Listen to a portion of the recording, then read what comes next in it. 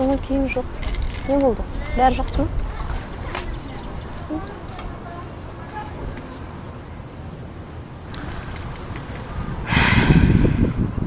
Қазір мекенем, е?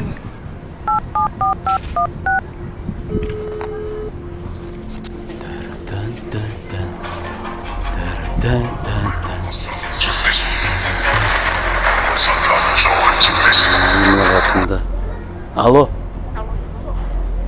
Қайрат, Не болды еғатын? ақшаны қашан жібересіз? Қайдағы ақша? Қайрат, қашан сұрай беремін? Маған емес ақша, Ей, балаға керек. қатын, менде ақша жоқ дедім ғой, мен саған айттым ғой, мен саған. Ақшаны қайын тауып беремін саған. Білмеймін, тап қалай. Алло.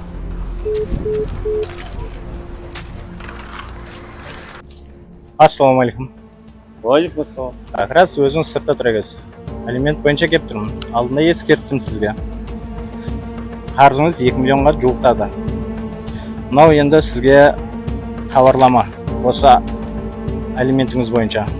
Ертең кеңсеге келіңіз. Сау болыңыз.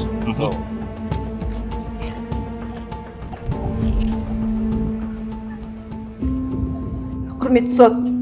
Сотқа жүгіну себебім. Баламның әкесі Жұмабеков Қайрат 2 жылдан асты.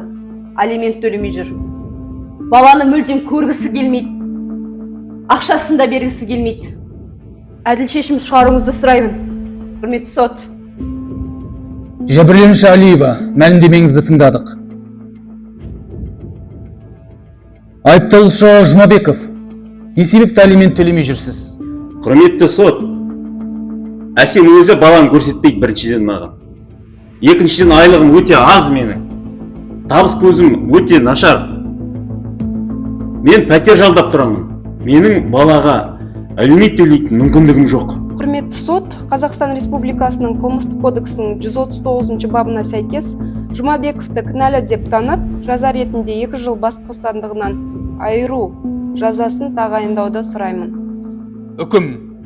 Қайрат Серікұлы Жұмабеков, Қазақстан Республикасы қылмыстық кодексінің 139 бабында көзделген қылмыстық құқық бұзушылық жасаған үшін кінәлі деп танылсын және оған 2 жыл мерзімге бас бостандығынан айыру түріндегі жазасы тағайындалсын.